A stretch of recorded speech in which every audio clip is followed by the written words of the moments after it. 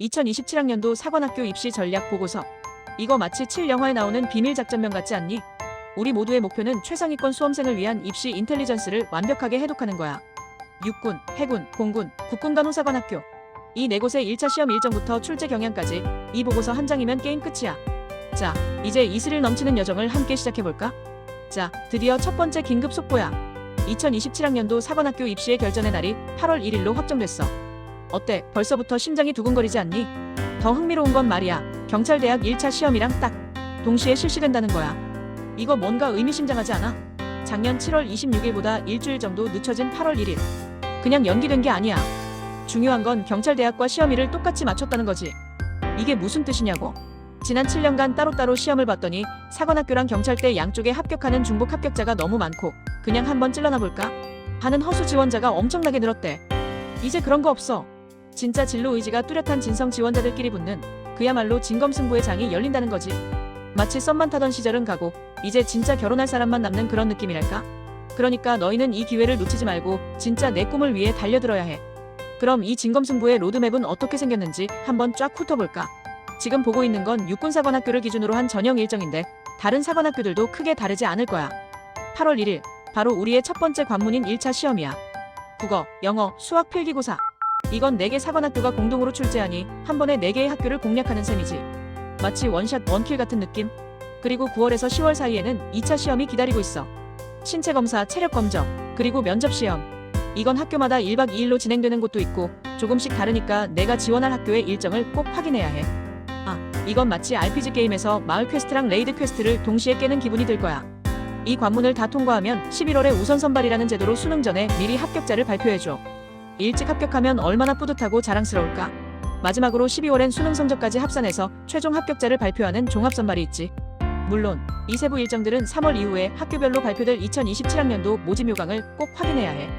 특히 국군간호사관학교는 2월 중에 전형 계획을 먼저 발표할 예정이라니까 미리미리 체크하는 센스는 필수. 이 모든 과정이 마치 흔들림 없는 합격 플랜처럼 느껴지지.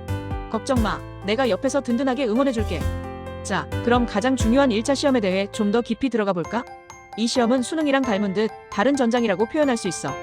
4개 사관학교 공동출제위원회에서 문제를 내니까 출제 방향성이 어느 정도 예측 가능하다는 장점이 있지. 경찰대는 따로 출제한다는 점 잊지 마. 국어는 30문제 50분, 독서와 문학으로 수능이랑 범위가 같아. 영어도 30문제 50분인데 여기서 핵심 차이가 발생해. 바로 듣기 평가가 없어. 와우, 듣기에 약한 친구들에겐 희소식이자 또 다른 도전자들에게는 순수 독해력을 시험하는 무대가 되겠지. 수학은 30문제 100분, 공통 과목인 수학의 선택 과목으로 확률과 통계, 미적분, 기하 중에 하나를 선택하게 돼. 여기서 핵심 차이 다시 한번 강조할게. 영어 듣기 평가가 없다는 건 독해의 속도와 정확성이 당락을 좌우한다는 뜻이야. 듣기 평가 시간에 잠시 눈을 감고 명상하던 여유는 이제 없어. 너의 눈은 지문 위를 스캔하듯이 빠르게 움직여야 해. 말 그대로 눈으로 승부하는 거야. 독해 속도가 곧 너의 전투력이라고 생각하면 돼. 이제 각 과목별로 심층 분석에 들어가 볼 시간이야. 먼저 국어. 30문항으로 구성된 이 국어 시험은 논리적인 추론 능력과 감상 능력이 아주 정교하게 결합된 과목이라고 할 수 있어. 첫 번째 관문, 독서 영역은 1번부터 15번까지인데 여기서는 인문, 사회, 과학 지문이 골고루 출제돼. 예를 들어 인문예술 지문에선 매클루언 대 플루서의 매체 이론 같은 게 나올 수 있고 사회법 지문에선 민사집행법이나 강제집행의 개념을 다루기도 해. 과학 지문은 표피와 멜라닌 세포 합성 과정처럼 복잡해 보이는 내용을 이해해야 하기도 하고 말이야. 이거 완전 국어 시험이 아니라 인문학, 사회학, 과학까지 다 섭렵해야 하는 종합학술 능력 평가 같지 않아? 사실적 이해는 물론 추론 능력과 적용 능력까지 아주 꼼꼼하게 평가한단다. 그리고 16번부터 30번까지는 문학 영역인데 현대시, 고전시가, 현대소설, 고전소설이 다양하게 나와. 김기림의 길이나 한민복의 박수소리일 같은 현대시, 박선장의 오륜가나 허전의 고공가 같은 고전시가도 만나게 될 거야. 황정은 작가의 백의 그림자 같은 현대소설, 작자 미상의 강도몽유록 같은 고전소설도 출제된단다. 여기선 작품을 감상하고 서술상 특징을 파악하는 능력이 중요해. 마치 문학작품 탐정이 돼서 숨겨진 의미를 찾아내는 기분일 거야. 한마디로 국어는 단순히 글을 읽는 걸 넘어서 세상을 이해하는 너의 종합적인 사고력을 테스트하는 과목이라고 보면 돼. 다음은 영어. 앞서 말했듯이 듣기 평가 없는 50분은 순수한 독해력의 극한 시험이라고 할 수 있어. 마치 청각을 봉인당한 채 오직 시각으로만 승부해야 하는 특수훈련 같지. 시험은 크게 기본 유형 40%와 심화 유형 60%로 나눌 수 있어. 기본 유형은 어법, 어휘, 그리고 요지나 목적, 주장 파악 같은 비교적 익숙한 문제들이야. 이건 마치 워밍업이라고 생각하면 돼. 하지만 진짜 승부는 심화 유형, 우리가 흔히 킬러 문항이라고 부르는 것들에서 갈리지. 15번부터 19번까지의 빈칸 추론은 글의 논리적인 흐름을 정확히 꿰뚫고 빈칸을 채워 넣어야 해. 이건 단순한 독해가 아니라 작가의 뇌구조를 파악하는 능력에 가깝지.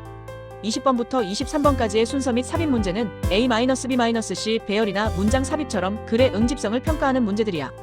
퍼즐 맞추기처럼 딱딱 들어맞아야 해. 그리고 마지막 하이라이트는 25번부터 30번까지의 장문 독해. 하나의 지문에 두 개의 문항이 달려있어서 제목 추론, 빈칸, 순서 배열 등 다양한 형태로 출제돼.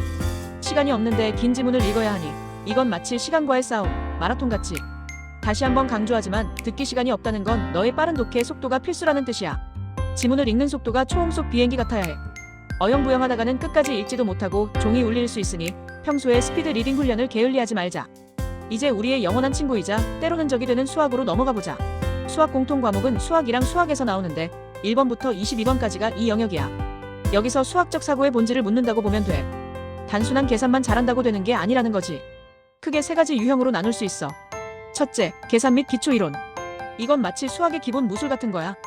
지수법칙, 미분계수 정의, 등비수열, 부정적분 같은 기초 지식들이 문제로 나와. 이번 미분계수 정의는 마치 나는 미분이다라고 외치는 것 같지 않니? 둘째, 그래프와 추론.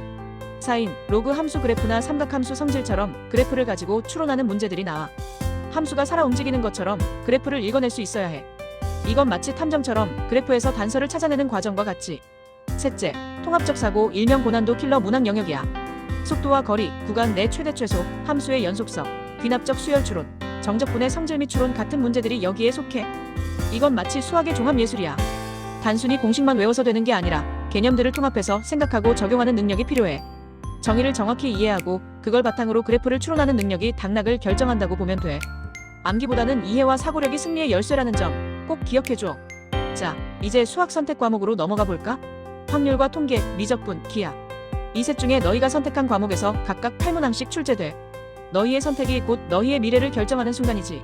이 선택은 마치 점심 메뉴를 고르는 것보다 훨씬 신중해야 해. 확률과 통계에서는 이항분포, 사건의 독립, 표본 평균의 분포, 중복조합, 그리고 조건부확률 같은 것들이 핵심 출제 포인트야. 특히 조건부확률은 30번 킬러 문항으로도 자주 등장하지.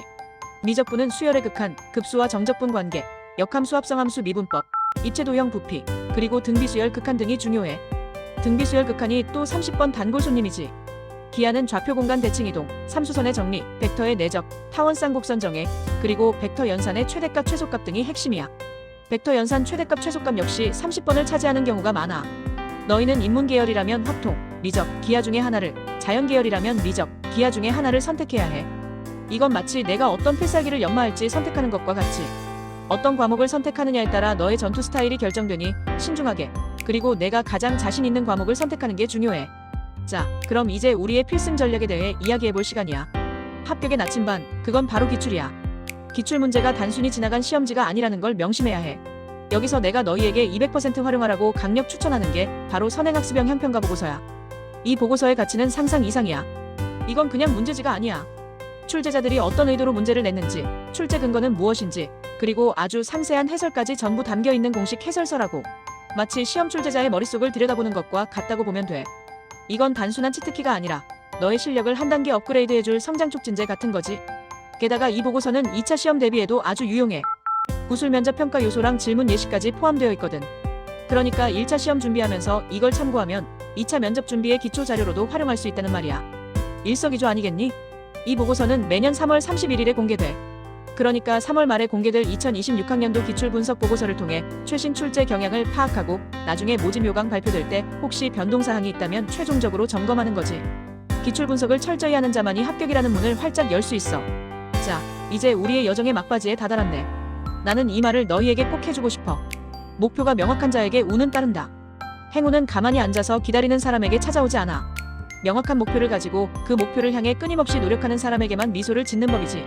우리는 오늘 2027학년도 사관학교 입시 전략이라는 큰 그림을 함께 그려봤어. 이 모든 정보와 분석을 바탕으로 너희의 철저한 기출 분석과 흔들리지 않는 의지가 있다면 어떤 난관도 헤쳐나갈 수 있을 거야. 때로는 힘들고 지칠 때도 있겠지만 너희 안에 뜨거운 열정과 사관생도가 되고자 하는 간절한 꿈을 잊지 마. 나는 너희 한 명 한 명의 건승을 진심으로 기원할게. 너희의 멋진 비상을 기대할게. 화이팅!